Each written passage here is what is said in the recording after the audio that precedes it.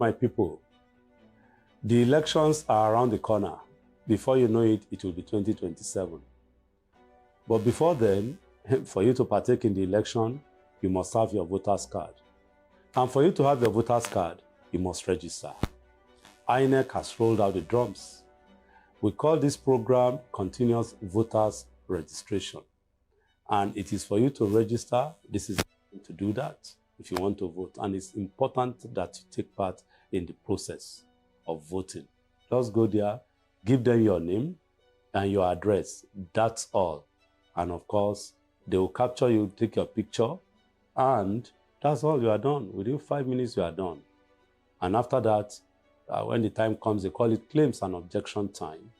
That's when you look at it. They will paste all the results or the names of those that have registered all over the places. You will go to the place you register, check your name that is well spelled, and the information you've given them correct. And that's all. After some time again, they will tell you that your voter's card is ready. You go and pick it. That is all. Be a good Nigerian citizen. Partake in the process, because it's a duty imposed on you by Section 23 of the 1999 Constitution as a good citizen. And you will be better off by voting because you have your mind that, yes, you voted right. I'm Wale Ogunade, constitutional lawyer, human rights activist, and President, Voters Awareness.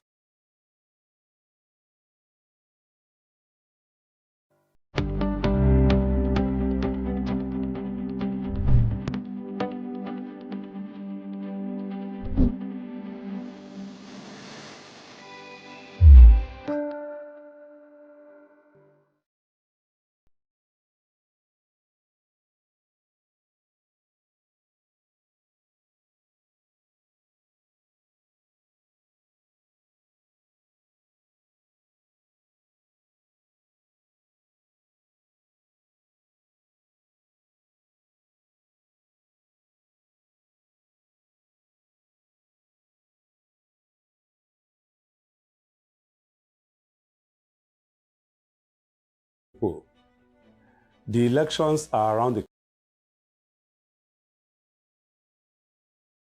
corner. Before you know it, it will be 2027. But before then, for you to partake in the election, you must have your voter's card. And for you to have your voter's card, you must register. INEC has rolled out the drums. We call this program Continuous Voters Registration. And it is for you to register. This is to do that if you want to vote. And it's important that you take part in the process of voting. Just go there, give them your name and your address. That's all. And of course, they will capture you, take your picture, and that's all. You are done. Within 5 minutes, you are done. And after that, when the time comes, they call it claims and objection time. That's when you look at it. They will paste all the results or the names of those that have registered all over the places. You will go to the place you register, check your name that is well spelled, and the information you've given them correct. And that's all. After some time again, they will tell you that your voter's card is ready. You go and pick it. That is all. Be a good Nigerian citizen. Partake in the process, because it's a duty imposed on you by Section 23 of the 1999 Constitution as a good citizen. And you will be better off by voting because you have your mind that, yes, you voted right. I'm Wale Ogunade, constitutional lawyer, human rights activist, and President, Voters Awareness Initiative.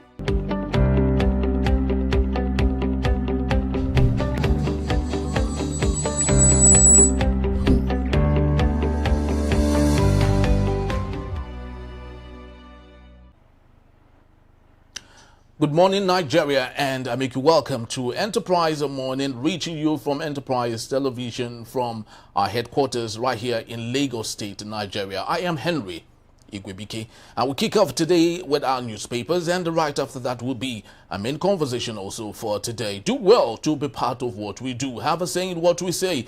You can always find us when you reach us at enterprisetvnews.com. You may equally like, comment, and follow us on all our social media platforms at Enterprise TV7. A very honored to have with me, joining me right here from our studios, Emeka Madunagu, journalist, public affairs analyst, to see through all that we have, starting from our newspapers, and possibly we crisscross to our main conversation for today. Good morning to you, Emeka. Yeah, hello. Thank you so very much for your time. All right, so let's start today's interesting episode with everything that we have, but most importantly, because it is trendy, and I think it's important that we take a look at it happening internationally. And this is the sad report that we have coming from the United States of America. A notable great mind, an opinion leader in the United States of America, Charles James Kirk, who was gunned down yesterday at Utah College while he was, of course, answering to questions and equally having great conversation with the people right there. And we have it that American right-wing political activist, author, a media personality. He co-founded the conservative organization Turning Point USA, and in 2012, and was equally executive director of that particular organization. Emeka, you saw the viral video, very chilling and gory. One would think in 2025, would America allow itself descend to that level? Oh yes, America has actually descended, turned the corner. And like they say, no empire lasts forever. The world has, been stirred by multilateralism. You bring something, everybody has, space at the table, everybody can bring something to the table.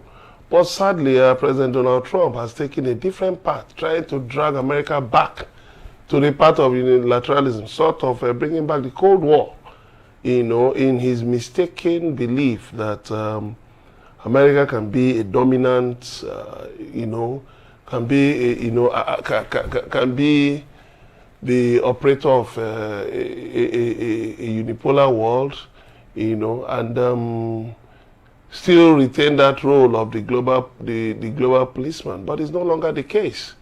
It's no longer the case. A lot of things have happened, in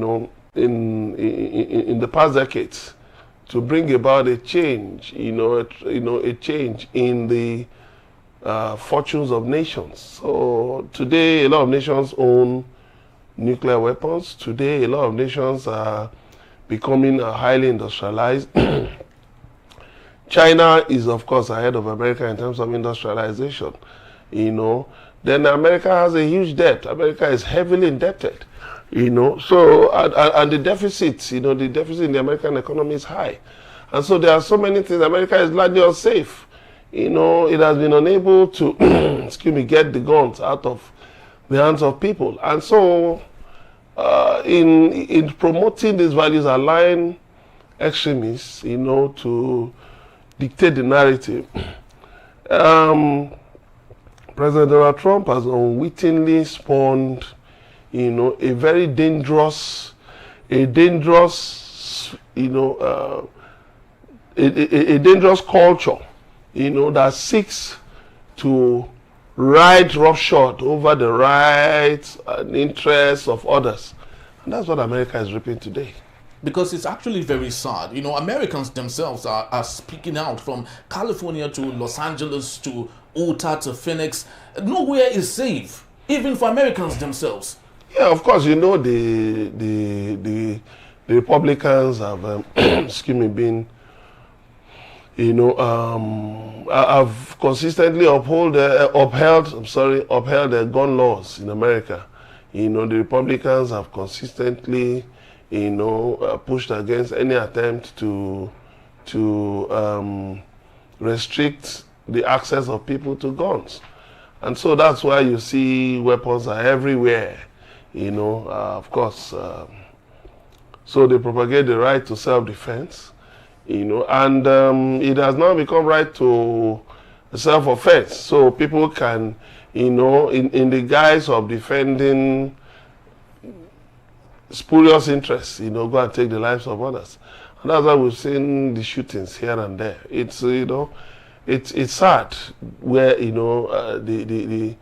where America finds itself, the United States of America finds itself today. And to worsen the situation, it's often said, he who lives by the sword, die by the sword. James himself, in one of his many tweets, said that gun saves lives. And here, sadly, the same gun that he said saves lives is what has taken his life. Well, maybe taking his life so that the lives of others will be saved. But would they even learn? That's the question. You see, the thing is this. It's the same thing we tell people in Nigeria. Exactly, because I actually wanted to bring it to the Nigerian case. Hate merchants. Yeah. You know, people who instigate violence. You see, the thing people don't realize is this. Empires usually get destroyed from within. They just begin to crumble gradually. Look at Rome. You know, yes, they say Rome was not built in a day, but how long did it take for Rome to be destroyed? So, you know, when you have a society where the leaders think that might is right, and then they can now weaponize the law, weaponize the, you know, the institutions of state against the people. Mm-hmm. Like, look at what happened to Gbadebo's rival on Sunday. Thugs, armed thugs, attacked a venue, you know, where he was to declare for the African Democratic Congress. And the police were there. Let me tell you, the police were not there. Those guys will not have the impetus to attack that venue. Because a man who sets out with a gun to go and cause offense will be restrained if he knows that he is very likely to be the casualty rather than the villain. But you see, you now use institutions of state to, you know, protect criminals, to protect hoodlums. And what do you find? What do you find? Which is the same conservatism as practiced by this one is no, it's not. It is extremism. Extremism. Yes, because when you say go and save lives, yes, to what extent? Check all the wars fought in history. A lot of them, you know, I mean, the major wars fought in history, a lot of them have ended up at the negotiation table. They've ended up, you know, having to call for dialogue. So which means gun never saves lives. Why do we need guns? If we cannot live in harmony, mutual coexistence, you know, if we can obey the laws, why do we need guns? There are countries where you don't have, I mean, there are countries that don't have standing armies. Look at a country like Japan, talking of getting a standing army. Why? Because the dynamics of social order are changing. People now feel it is fanciful, you know, to be offensive in nature, to be destructive. Because they think that they own yesterday, today, and tomorrow. But they forget it only takes one small mistake, one, for any such system to be upended. Look at today. When we talk about insecurity, what do we have? You cannot define insecurity as an ideology of any religion or any ethnic nationality. But it's just an ideology of hate. So, you now have how many extremist groups in Nigeria? And how did all of these things start? Because the state brought in people and said, oh, these ones should play this role and all that. And these people were brigands.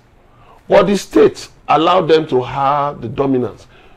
They used the power of the state to protect them.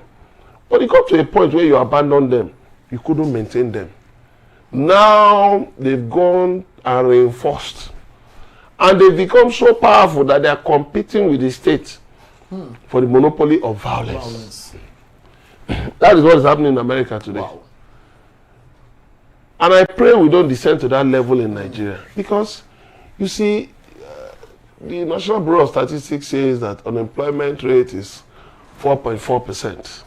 But some people say it's as high as 6.7%. While some people say that 90 million Nigerians are unemployed out of 230 million.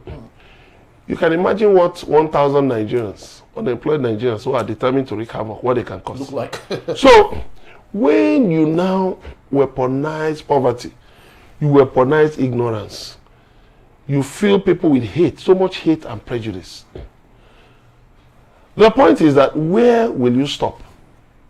Where will you draw the line? Do you realize that some of those people whose minds you are poisoning don't know about any lines. They don't see any lines. All they know is that in pursuit of a spurious agenda, they just have to continue destroying until they now turn on the people who push them out. And look at what is going on now. Many top politicians cannot visit their homes in Nigeria. Yeah. They can't visit their hometowns. Was it yesterday or so? I saw a video of a governor alighting from an armored vehicle. In fact, the way this vehicle was, I said, what? It's bomb-proof, it can withstand... Everything proof. But, yeah, as long as it was made by man, yeah, there will always be something that can, make it, it can suffer a glitch. There was a time, I think, was it Barack Obama, when he was president of the United States, I think he traveled to Italy also. The official car of the president called the Beast, which usually move here. I think they move like 2 anytime they are traveling. He refused to start. Go and check it. He refused to start. They tried and tried, he refused to start. Despite how sophisticated it is. Yes, the Beast. He refused to start. He had to be told away, go online. He had to be told, and a replica was brought for the president. So let people know where to draw the line, because you don't know what you start today. You don't know where to. Now they've not even found the person who shot him. Yeah. So just imagine. You may think it is like what some so-called influencers do online. You may think it's just let just. You don't know the day that a campaign of hate will turn against you. Now, he said guns save lives. And look at his life. A gun has taken his life. Let's be careful. Let's be careful the things we propagate. Very true. Let's be careful what we propagate. Is so very important. Mischievously, as Americans have been told that gun don't kill people. People kill people. Unfortunately, it's a human being that pulled the trigger that killed the man that said the gun saves lives. Well, we'll pray for the ripples soul of Charlie James Kirk, and hope that others would equally learn from that truth, that what we need is civility. What we need is a place, a society, a world where we all could be friends without necessarily going on an offensive. Now let's move to the Punch newspaper, ladies and gentlemen, and the big story we have.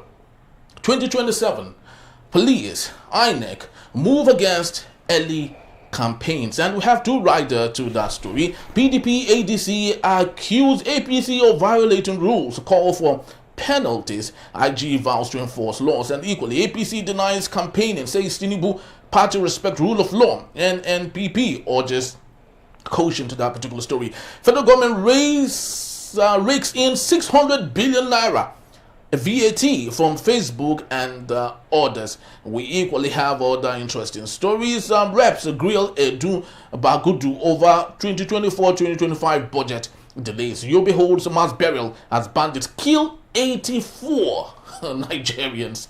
And sadly, we have the picture of the CDS, Christopher Musa, who is, of course, taking the blame for all of that, because he has the right to have stopped it, but nothing has happened. We equally have Tinubu Macron have lunch amid France political tension, and some people will say France again. All right, and below that particular story, we have war terror attack, suspects lose bail bid, and equally, police arrest Obi of Lagos falls installation. And on that particular story, I would love us to talk about it. Lagos State Police Command has arrested one engineer, Chibike Azubike, a self-acclaimed Obi of Lagos. The arrest of the self-acclaimed traditional ruler was effected on Tuesday, September 10, 2025. He was arrested alongside 3 others. All are currently in police custody. And it's said here that trouble began for him when he shared an invitation card to the effect that he was unveiling the prototype of his would-be 1.5 billion naira palace Emeka, what's happening here? I think the people running all these rubbish movies. Running what movie? All these distraction movies. Okay. They should go and find something to do. We can't be distracted. I am telling you, it's just orchestrated nonsense. Help us make sense of Let me tell you, at the beginning of the week, it was Moyele Showore versus DSS. And that Showore called the president a criminal. But it's and true. so I'm coming. Right. See, I've been long enough. This month makes it 30 years. Okay. 30 years of being in journalism after my youth service. 30 years. I have seen so many things. At my age, for me to be distracted by amateur idle fellows, this is rubbish. We know what Ohaneze Ndigbo, the Apex Igbo social cultural group has said, that they don't recognize Igbo monarchs outside the southeast. Yes, it has been said again and again and again. Successive Ohaneze leaderships have said the same thing. They have asked the governments of the various states that anybody who parades himself as Ndigbo or whatever, anywhere, please deal with the person. Simple. So if somebody wakes up, it will be of Lagos. To me, just a comedian. You want to tie Igbos into it the usual way. The propagandists, the ethnic bigots come up and say, he's Igbo. So now this one won't wash. But this is an Igbo man who cares? Chibike. Who cares? Yes. And so what? And so what? And so what? And so what? So you mean himself and orchestration to what can put the Igbo people what can this government be up to? On a bad light. No, what can this government be up to? What can this go online and see all kinds of orchestrations that have been done. Look, let me tell you something. The poverty is rife in this country. Or you know what? There are people who are bent on using propaganda to cause distraction, to cause division, to foster violence. Yes. Of course, we will continue to tell them to use their brains better. Because this is nonsense. He wants to unveil a 1.5 billion naira prototype palace of what is that? In fact, I thought he had already built the palace. I didn't know he was rather sourcing for funds. So is it okay to look at those guys, yes, himself and the other three guys? Do they look like people who control billions? No, you see, a man who control. You've seen the unveiling of, go online, you see the mansions of wealthy Nigerians across the country. Some gold-plated, some with Olympic-sized swimming pools, different kinds of things. Nobody will tell you I'm going to unveil 1.5 billion naira palace. No, he will build it. And then now throw it, bring influencers, bring celebrities. They are the ones that we're going to be telling the world, see what this man has, or see what this man has. So, for somebody to be coming to say he's Obi of Lagos or wherever, I saw the police press statement, I was just laughing, that they took strike teams. They did. Deploy those people to protect Nigerians. Deploy those strike teams and whatever against kidnappers, against bandits. Stop over-dramatizing your pretensions. The strike teams are not over what? Some people, they now said that police are investigating their nefarious acts. You have become the court. As the police become the court, it is the court that can declare somebody a criminal. It's the court that can say that somebody's act is nefarious or not. Not the police. That of the police is to arrest, is to, act, on information or intelligence. If it feels it should arrest, investigate. I may be found out that there was just nothing. Yes. Some fellows have been online, saying they will write a petition. They will do this, they will do that. They will do that and they will do that. And I tell them, bravo. They have plenty food to eat. Me, I have problems, serious problems, right, that I'm tackling. I have no time to waste. Because my life is in the hands of God. Only God knows how many years I'll spend on this earth. So for every minute I have on this earth, let me make it useful. engaging in all this nonsense, as far as I'm concerned, it won't fetch anything at all. So in conclusion, is it fair to say this is another case of fake bishops? Okay, that we thank had you. You reminded me of prior to election. You see, reminded me of the fake bishops. Yes. Where are the bishops now? Where are they? Have you seen any of them anywhere? One of them was found in one market in Abuja. Yeah. So selling plumbing materials. So what are you talking about? What are you talking about? Govern. We just say govern. Fix the country. Fix the country. What do these guys in power, this APC and the rest of them do?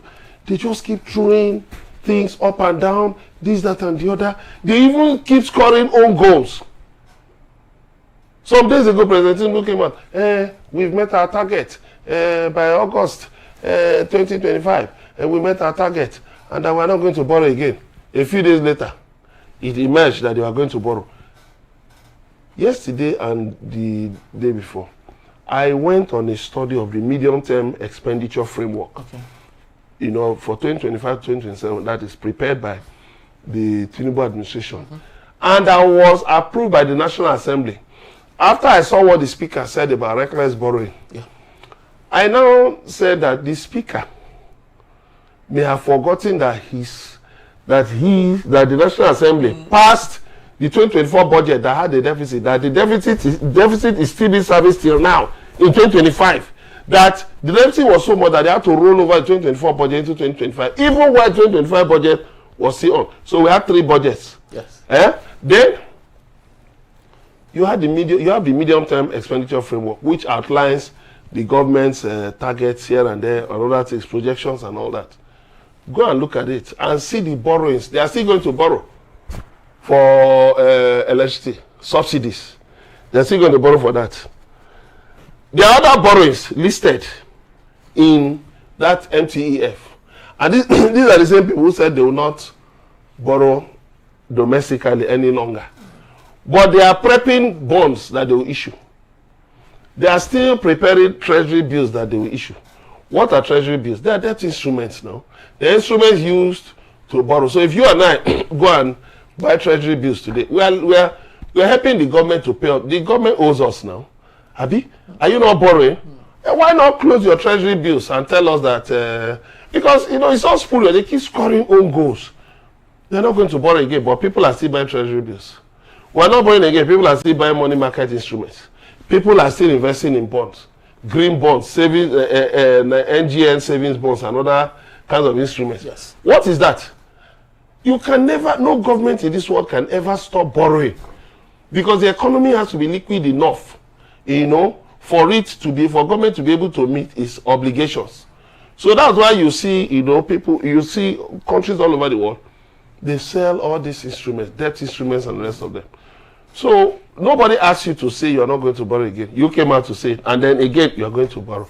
Well, very, very true. It's very important that we crisscrossed from the fake Obi of Lagos case to all of this, and why we are doing this is to narrow in on the importance of governance over propaganda, because going by what we saw prior to election, like I did say, the fake bishops that were called in to represent the Christian Association of Nigeria. So it's likely that the Obi of Lagos is another necessary distraction that we do not need at this point, just to cast aspersion on a particular ethnic group. But let's get to Vanguard newspaper just before we call it off for this particular segment. We have interesting stories here. 2027, micro-zoning stirs tension in the PDP. And equally, federal government not introducing new tax or Yedele. And 2024 budget, 80% implemented. Emeka, this is closest to what you had talked.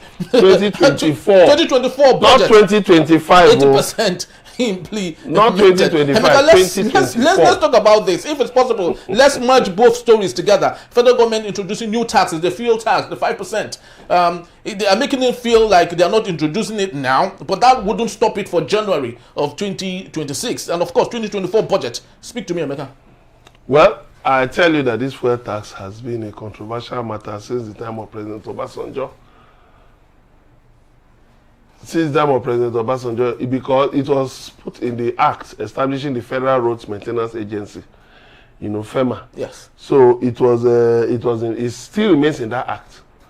That act has not been amended. It has not been abolished. It is still there.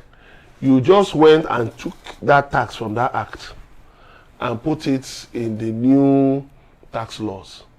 There are a number of tax laws that President Tinubu presented in the National Assembly, but they didn't pass. There was one where they wanted to increase VAT from 7.5 to 10%. National Assembly did not pass that, and some other tangential requests that the National Assembly did not pass them.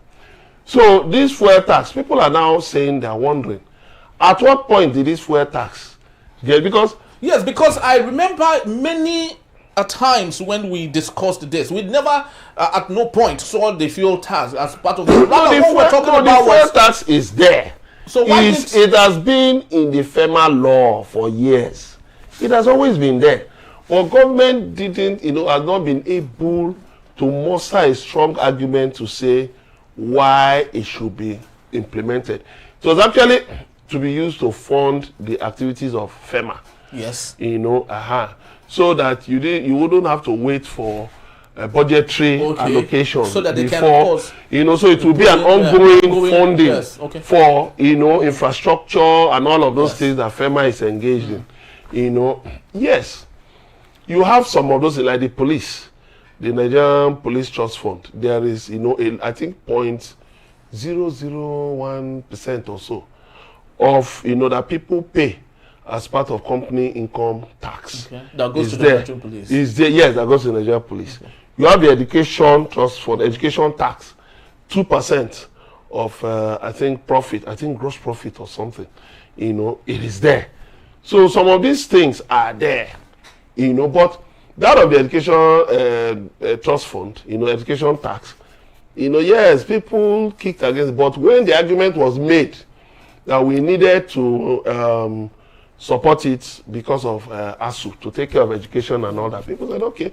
And companies have been paying. Go to public universities all over the country, federal and state-owned universities.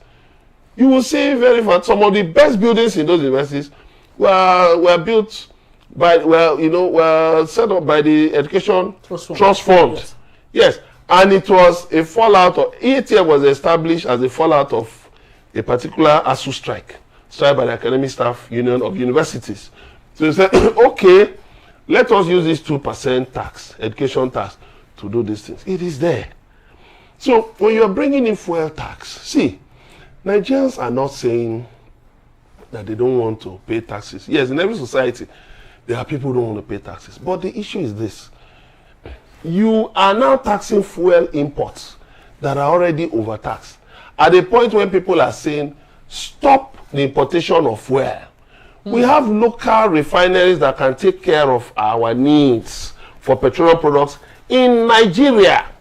You have those things. So why are you now still importing fuel when you by yourself have said that what's it called? That fuel consumption dropped from 64 million liters per day. It dropped to 29 million liters. You are the ones who even said again that at a point it dropped to 12.5 million liters.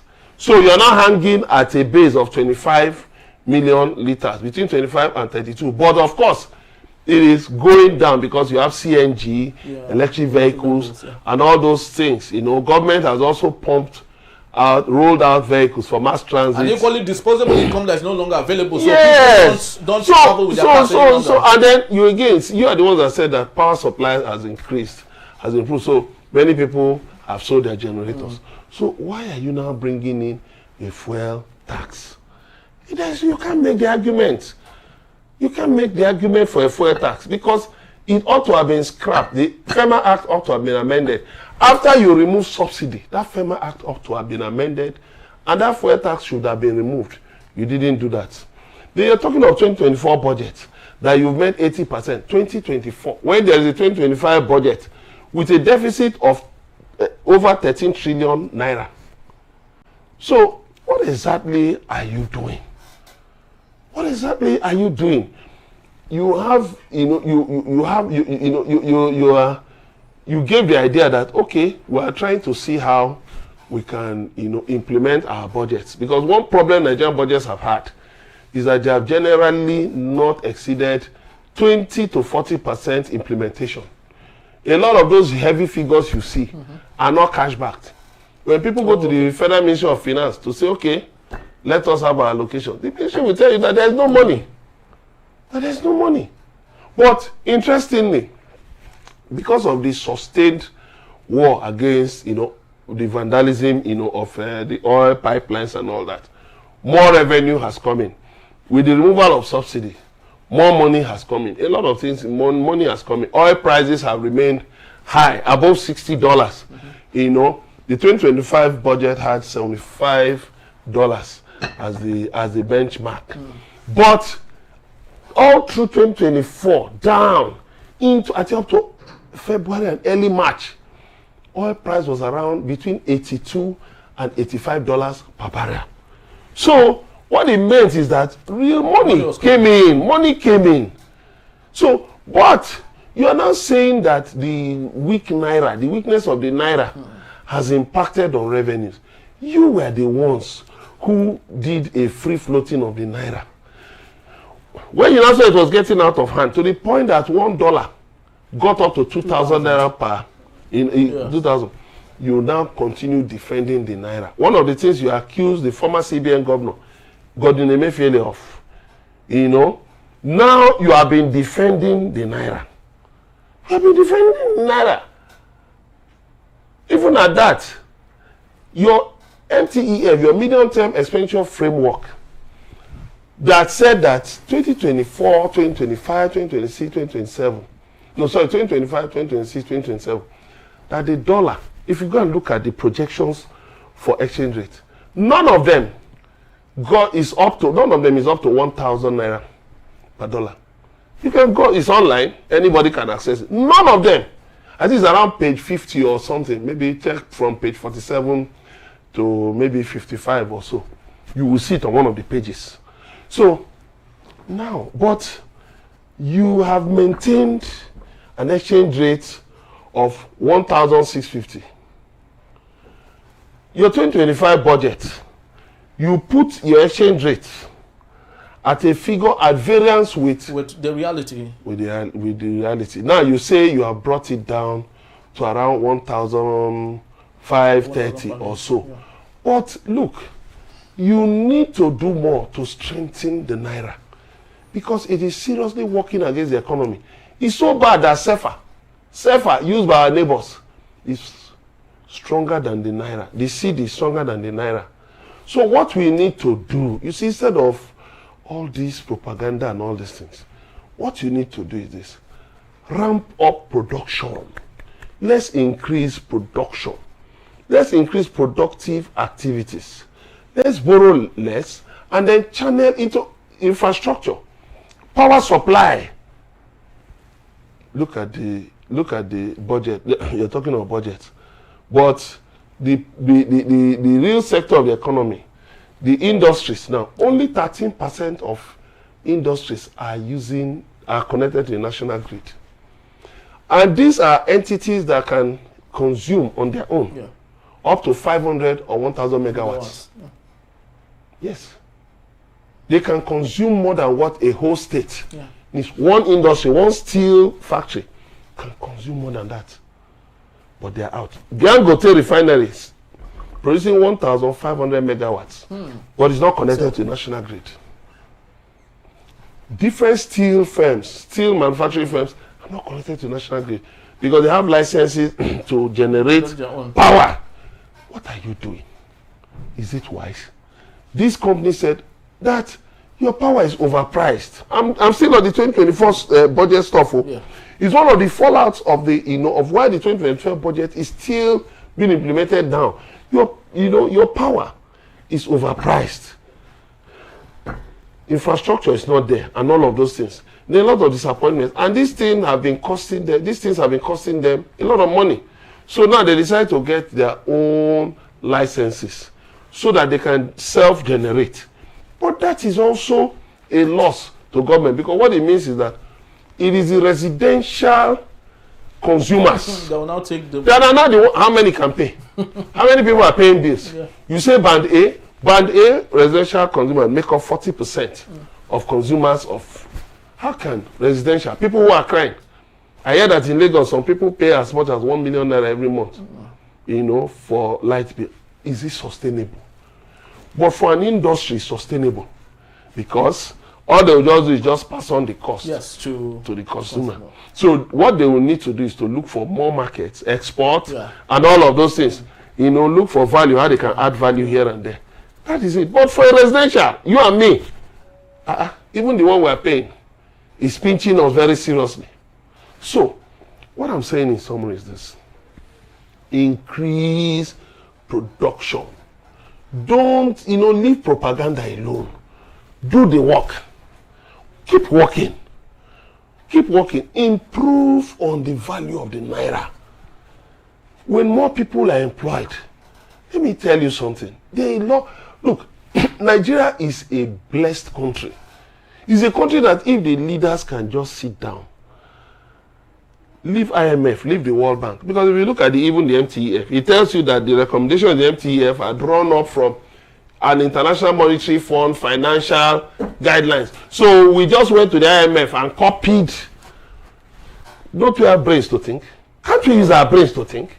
Emeka, this is actually very deep and complex, and I just sincerely hope that the common man on the street who might not be aware of some of these things would at least see reasons to be happy as a Nigerian. The truth remains, ladies and gentlemen, that everything rests on the table of the leader at the very top. If we do not get it right from the very top, then we would never get it right at the bottom of the food chain. Every country has its own problem, but of course, it's only great leaders that can solve the problem. The big question is, do we truly have that leader in Nigeria that can solve our many problems? We hope for better days. Emeka will still be here to take us on our main conversation when we return. Apapa Customs hits historic 20.1 billion naira revenue in just 24 hours under new leadership. That in a bit is still Enterprise Morning. Please don't go anywhere. We'll be right back.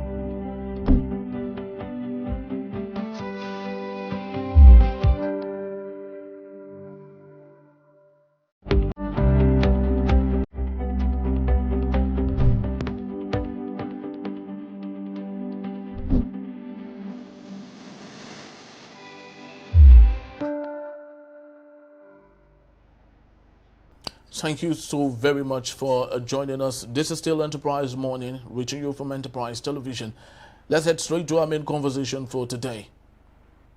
The Apapa Command of the Nigeria Customs Service has set a new daily revenue record of 20.1 billion naira, just 24 hours after Comptroller Emmanuel Oshoba assumed leadership. The milestone achieved using the Unified Customs Management System, which is christened B Odogu, surpasses the previous records of the 18 billion in 24 hours. In a statement, the command's PRO Tunde Ayagbalo praised the achievements as a proof of dedication and hard work, urging officers to aim even higher. Comptroller Oshoba described the record as just the beginning, stating, "It is not time to celebrate yet. Clapping means taking your hands of work. He also emphasized the importance of Biodogu in modernizing customs operations and strengthening Nigeria's position in African trade. I still have with me Emeka Madunago. Thank you so very much, Emeka. Thank you very much. All right, so I do not know, should we start with a congratulatory clap yet again for the customs, or should we cry? Because every growing economy would rather be happy that they are making money. The customs should be making money from exports, not from imports. But in this regard, we are excited. We're making 20 billion a day from importation. So no, not a day. He said 1 day. Yes, just 1 day. in 24 hours. Yes. So it means that our hard-earned money goes out to bring in goods. So who is losing? Are we deceiving ourselves? It's like robbing Peter to pay Paul at this point, isn't it? No. I wouldn't look at it that way, because the Nigeria the customs in any country is a vital organ of government. It's a vital, unit in government, and so it's expected to generate revenue, whether from both imports and exports. But which is more important for economic growth? No, I will come to it. You see, let us not mix issues. Okay. Imports can be good. America, the United States of America, as big as the economy is, they are one of the largest importers in the world. Go and fact check. Which Donald Trump wants to reverse. No, can he do that? He can. Did you see? Political sloganeering is different from reality on the ground. Before you start setting up factories in the United States, he will be out of power now. Factories are not things you just come one day and say. Sometimes a factory can take 5 years for you to set up. 3 years, 5 years for you to set up. It's not about slogan. Where are the people who will do the work? Where are the people? What's the cost of labor? In the United States, cost of labor is higher than in China, in Vietnam, in Pakistan, in Nigeria. So it's not about sloganeering, blah, blah, blah, blah, blah, blah, blah. Because at the end of the day, the immigrants that you are chasing away are the ones who, will do that factory work. But permit me to, I just digress. Yes, it's very important that now, coming back to the issue at hand, I congratulate the controller. I congratulate him. They have been doing well, because one thing I noticed is that in recent years, the different controllers of customs have been, it's like they've been in a competition, trying to, even the one at On-Air. But, of course, I receive updates, news updates from them and all of that. And of course, they're doing a very good job. They're working hard. So, whether imports or exports, the point is this: exports are important, no doubt about that. Okay. It's good to export and then boost your foreign reserves.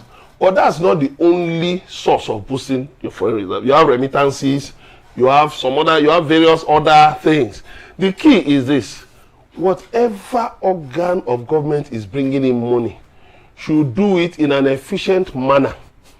Like the trade facilitation, like the trade facilitation, the Unified Customs Management System, they call Biodogu, that they've been using. Yes, to simplify all these things and to make sure that you reduce revenue leakages, which is good. But the thing is that there's still a lot of work to be done. There's still a lot of work to be done. And so... so when you say there's so much work to be done, is it on what ends now? Is it to cover up any loose ends? Yes. Loose ends in what areas now? Yes. In terms of you still have corruption in the system. Oh, okay. You still have, different infractions in the system from, stakeholders in the system. These things are still there, so there is still much work to be done. You talked about exports. Yes. It is very important for us to keep the economy running, for us to scale the activities in the economy. If you look at, the GDP of Nigeria, it's about 300 something, trillion, 372 trillion or so. But out of GDP, 22 production, industrial production is 22.1 or 2%. Yes. It's around 22%. Now, if you want to scale exports, you should be talking of industrial production going as high as 40%. But right now, the highest earner for the GDP, our GDP is services. Because we make so much money, or the custom is congratulating itself because they make so much money from import. And when we bring in such import, it goes to servicing because but money also goes up. But people are also expensive. The products we bring in, ends up through services, distribution and all. Yes. Which is why which necessary for the economy. No, we cannot. You know what? What use then is it if you're talking about growing our GDP? I will not be fair. Yes. Honestly, I try to be as honest as possible in my commentary. I will not be fair if I try to demean the efforts of these hardworking officers. You know, whatever it is, I will only encourage them to continue to do better. But there shouldn't be complacency, because there's the danger of saying, okay, I made 20.1 billion. And then if you remove your eyes from the ball, if you let the ball drop, you can see yourself dropping. Yes. And then again, let's look at it. We are coming, we are heading into the Yuletide season. I'm looking at things that could have facilitated. We are heading into the Yuletide season.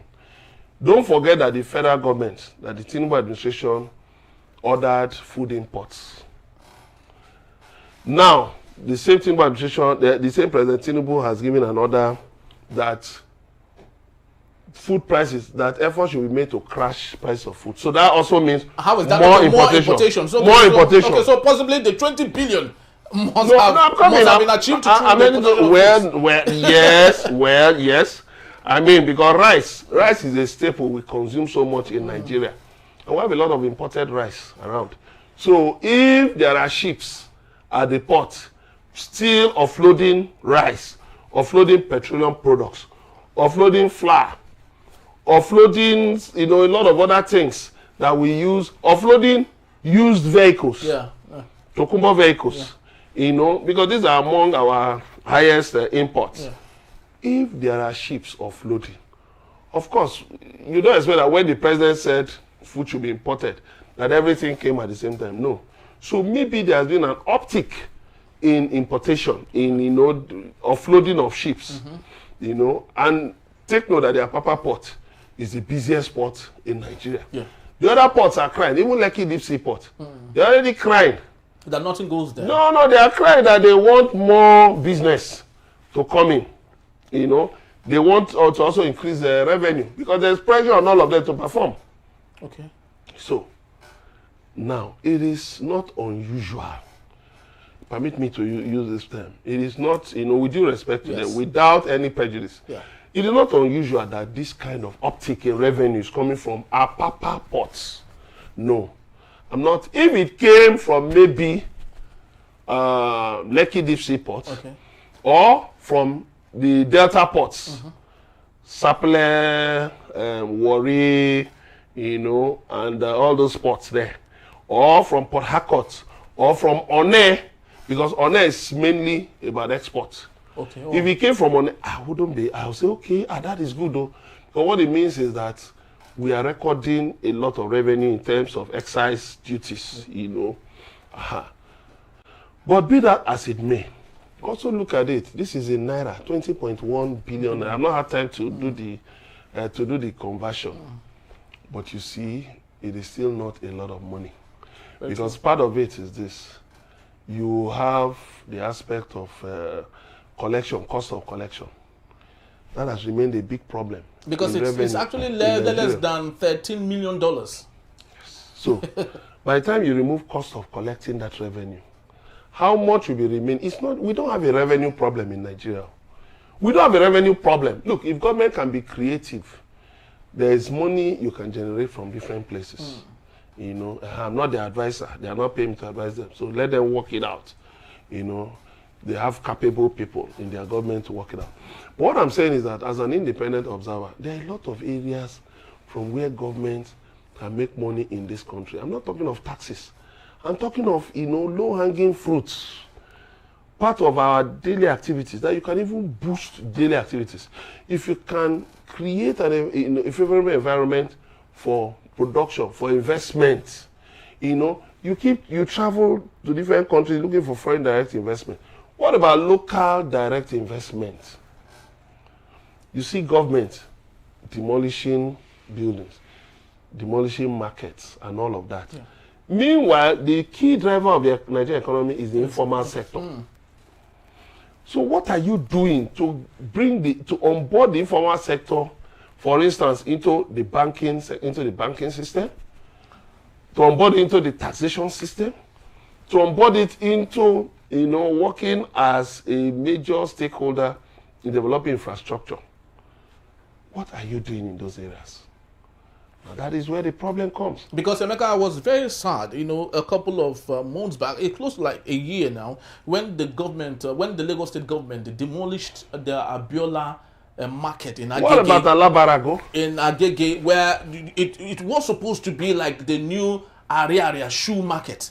All right, I went there sometimes and I was very excited how that young people were beginning to become entrepreneurial. But the Lagos State government with Agege local government area demolished that. Now the place now is being turned to an estate. Of what economic value? That's what really? I'm talking. That's why of these things. That's why you see people latching onto things like this. That's why you see people latching onto things like this. And when you talk about revenue, is it potential revenue or actual collected revenue? Then what about cost of collection? Because they are entitled to withhold a part of the money, as cost of collection. So how much is remaining? It's not just about, it's just like saying that, okay, a vehicle has the potential to carry maybe 3 tons or 10 tons of goods, has the potential, and then one day it actually carry 10 tons, but thereafter what happened?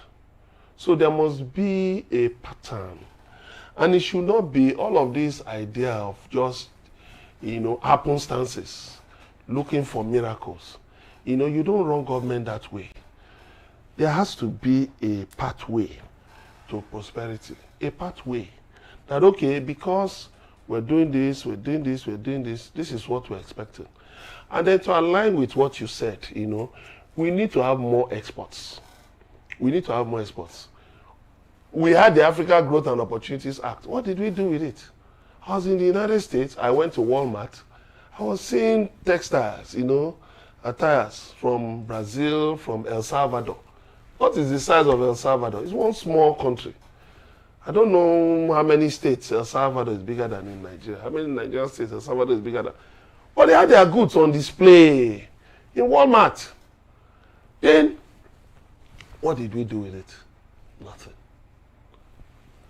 You had the de minimis, $800, which had been there that you could export goods, you could send goods to the United States as long as they were not more than $800 in value.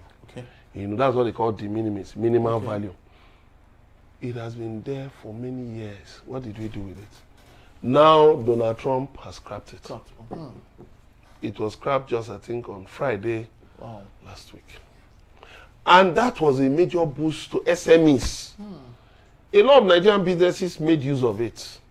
Now you have to pay through your nose to export even small items. To export to the UK. Per kg is 3,500, between 3,500 and 4,000. That is if he's going by cargo, 10 days. But if he's going by express delivery overnight, it's 35,000 naira per kg. When you put down 35,000 naira per kg, how much are you expecting back? How much are you expecting? So what it means is that the government should make conscious effort, deliberate efforts to, help small businesses, to remain in business and to also expand, and bring in more small businesses, Yes, Nigeria some days ago set up their own de minimis, $300 in value, which is about $500,000 naira. Well, we might say it's small, but sincerely speaking, at least it is a step in the right direction, so that Nigerians can export, can import, 300, things of not more than $300, but without paying import duty. Oh, okay. So when you talk of 20.1 billion, you also have to take into cognizance that in the next, going forward into the future, this will diminish. Because as long as there's no under-invoicing, and these small goods are coming in. So what it means, like the government said that for an individual, it should not be more than 4 times in a year. Okay. So that means if we are in a cooperative, for instance, and we are maybe 100, so you have 4, I have 4. 4 times 100 is 400, right? So that's $300, $300 per person, $300, $300, right? $300 times 100, that is $30,000. You understand? Times 4. Times 4. That's $120,000 for just one group of people. Then by the time you now have more people like that, look at how much that the Nigerian government will be losing from import duties. But you are doing this in order to boost the economy. So there are these things, here and there. But the thing is this. You've got to make sure that you have, that's one of the drawbacks of this absence of ambassadors. We don't have ambassadors, and it's trouble, it's worrisome. Because for me, I felt that, we should have had ambassadors, even if it is 50 countries. Even if it's to 50 countries, we could match some diplomatic missions. But not having ambassadors at all, it is not helping us. Because we don't have people who are there, who are constantly, pushing our interest. Because let me tell you, diplomatic relations are basically about trade. Christopher Columbus and all those Mungo Park and all those explorers we learnt about, in secondary school, they were basically pushing trade. Yeah. They were not tourists. Yeah, because the buying of Alaska, from Russia by the United States was because there was someone who could think through to understand the future value. Yes. And today, United States is reaping the dividends while Russia is regretting for selling Alaska. Now, the United States used the first mover advantage. The first mover advantage. Now, that is one advantage that the Nigerian government continues to overlook in terms of Lagos. Lagos ought to have had a first mover advantage because Lagos would have become a nation of its own, just like Hong Kong. Yeah. But what happened? I don't know how the decision was made in the colonial, system then to merge Lagos and the Southern Protectorate with the Northern Protectorate, and in the amalgamation of January 1, 1914, the amalgamation. Otherwise, Lagos would have been a nation of its own. If Lagos had been a nation of its own, there would have been, I'm sure Lagos would be one of the leading nations of Africa. Just like Mauritius. Just like Cape Verde. Yes. Seychelles and all those small, island nations. Lagos would have been an island nation. It would have been one of the most vibrant island nations in the world. The Southern Protectorate would have been, the Northern Protectorate would have also, thrived. Because, look at today. You have a rail line from Daura to Niamey in Niger. France also started building a rail line from Lomé in Togo to Niger Republic. So what it means is that global interests are looking for new places, new frontiers. where they can, new frontiers. Thank you. Yeah. Where they can, get cheaper raw materials. That's why the United States, has shown interest in Ukraine, in the Russia-Ukraine war. That's why it has shown interest in the war in the Democratic Republic of Congo, and name it here and there. So the sad thing was that Nigeria, we were going to different places and fighting wars without behaving like the colonial authorities then, without taking, trade ambassadors along. After ECOMOG, for instance, landed in Sierra Leone and landed in Liberia, they had rubber that would have been of benefit to Nigeria. I'm not talking of shipping the assets, but we could have also been major players, not leaving the field for the United States, China, Russia to jump in after we had sacrificed our countrymen, Because it's very similar to what Paul Kagame and Museveni, did by installing Kabila as the DRC leader. But where is Nigeria? Because they had interest in the raw materials. Where is Nigeria? Where is Nigeria? You remember that Agui Ironsi, who was the first military head of state of Nigeria, commanded the UN peacekeeping force in 1960 in Congo.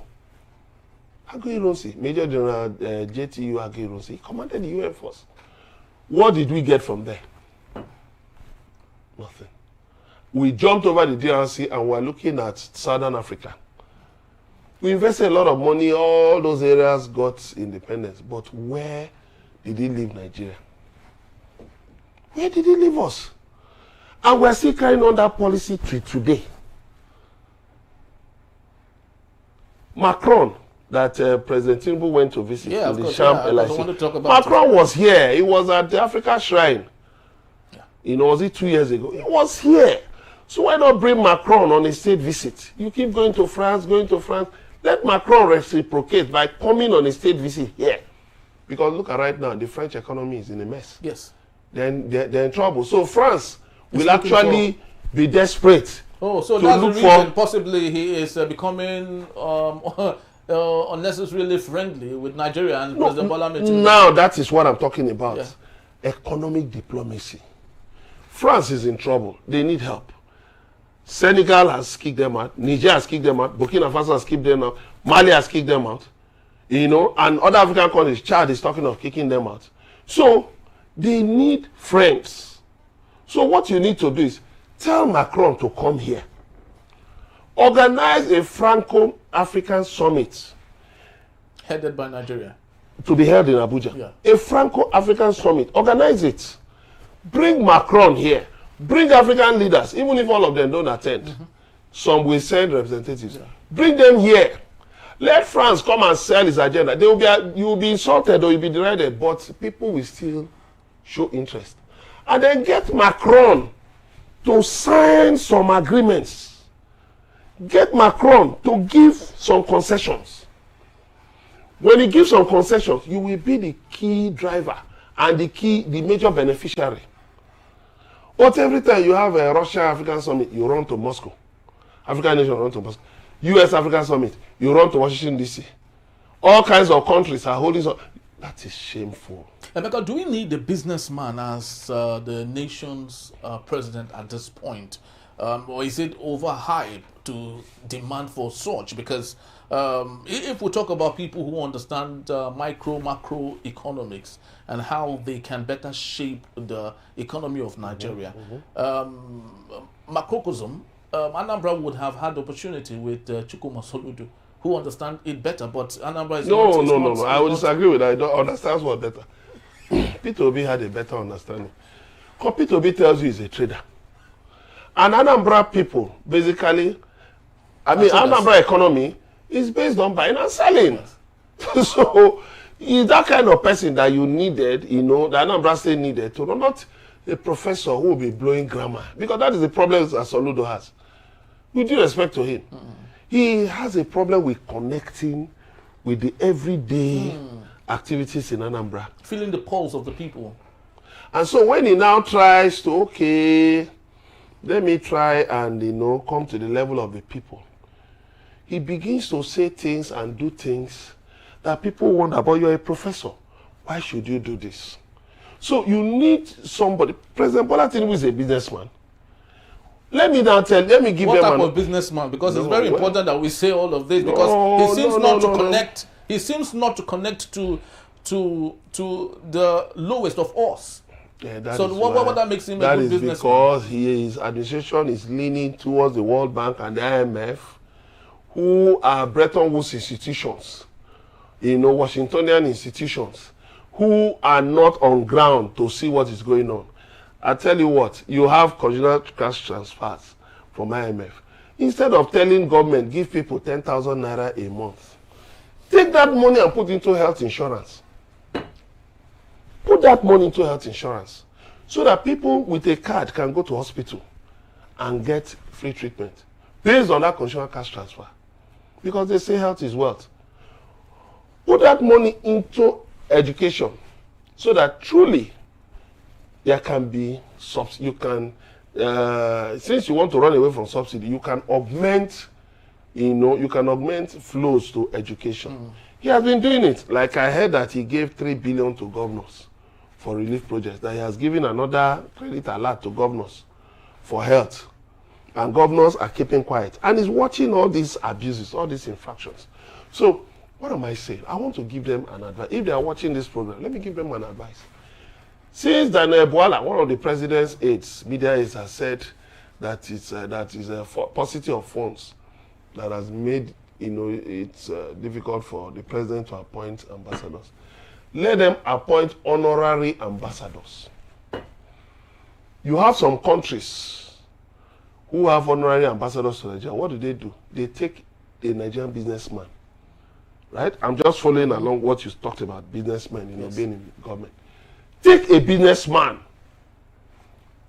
Tinubu is friends with Chaguri, Gilbert Chaguri, who has investments in Nigeria. Why don't make him the honorary ambassador to France and some other nations? Yeah, people will shout, you're this, but when people begin to see results, they'll say, okay, let's give him a chance. Let's give him a chance.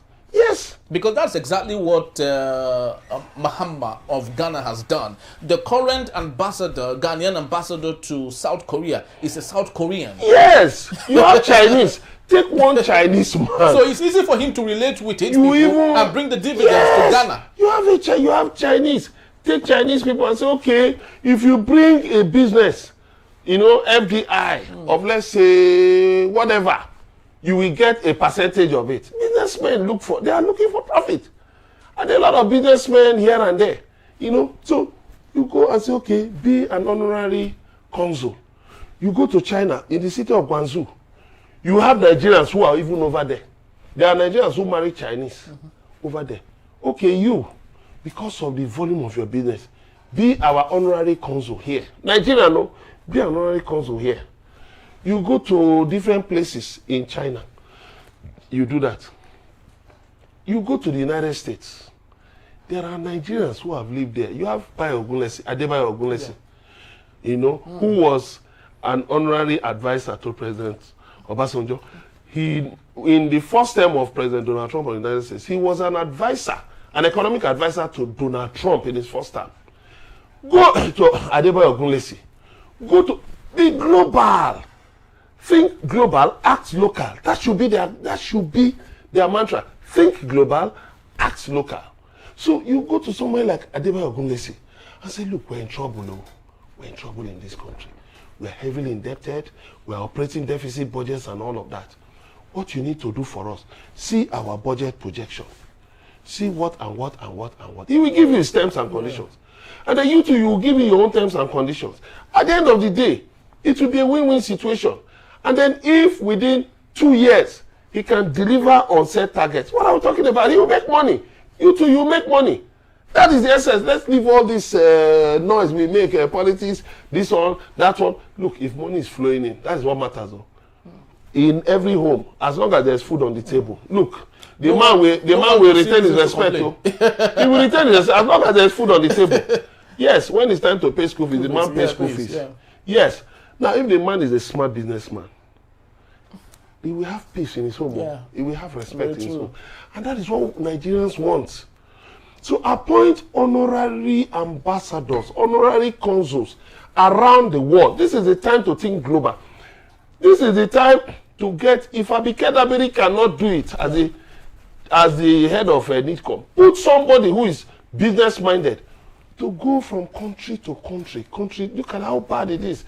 We can't even afford to run our missions. Okay, you be our ambassador here. Because Emeka was very, very excited when Very Dark Man visited Ghana. Just recently. I saw the video. Yes, and had a one-on-one talk with the real people. That is what I'm saying. I understood what the problem is. This is what Abike Dabiri has failed. Do you know? I saw a report yesterday that they are now thinking along that line. Okay, they are now thinking along the line. Now, let me tell you. One other thing that President Tinubu can do. You see, I've been giving them advice. They are not paying me. Okay, no problem. Every Nigerian outside this country should be an ambassador an ambassador of brand Nigeria. Just like what the late Professor Dorakuri, God bless her soul, what she was doing, you know, the campaign, you know, embark on a brand Nigeria campaign. But I just hope not the rain or mockery type. No, that is funny. We're talking of serious. No, because he has always said brand Nigeria. He wears Nigerian clothes. No, that's not what we're talking. But his rhetoric. How much is he bringing? How much is he bringing? What he preaches. When a company gives, you know, endorsement to footballers and celebrities, it's because there's expectation of revenue. So if you like, even if it's rain or mockery, no. Okay. Even if you want to bring rain or mockery, there must be terms and conditions. There must be an ROI, a return on investment. It's not about just jumping up and down. No. Kaduna Abuja Highway is safe. That is not what we're asking you. What we are telling you is this. Look for those opportunities. Look at, you see Nigerians in diaspora, you know, that their remittances are high. You know, now, why not encourage them? Get people who will market these incentives to them. Incentives in the bond market, because there are many who have invested in real estate and they've lost money. Yeah. So tell them that, okay, you can invest, to be on the safer side, invest in bonds in Nigeria, invest in treasury bills. That, okay, you can actually, you know, these are the companies that are, these are the banks and finance houses, discount houses that are approved by government. You can invest in them, you know, and all of that, that you get your returns. These are stocks. The stock capital market is doing well, you know. You can invest in stocks and all of those things, you know. So instead of just sending money for welfare, also send in some money that can be invested. So for instance, if you say you want to scale health insurance, right? Okay, you make your health insurance, take your health insurance to the capital market. That's okay. Instead of sending 100,000, mama wants to go for checkup, you send 100,000. Papa wants to go for a surgery, you send 1 million.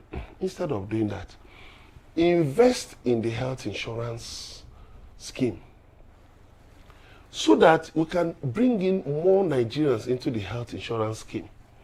So if we have 90% coverage in health insurance, you know what that means? People can go to hospital free. Because when if all of us put 10,000 a year, let's say 1,000 a month, 10,000 naira a year, 10,000 naira every year, multiply that by 100 million, and we're 230 million. So let me even be more optimistic, overly optimistic. Let's say we have 170 million Nigerians, or we have 200 million Nigerians in health insurance. Right? Putting in just 10,000 naira every year. Just 10,000. Do you know how much that is?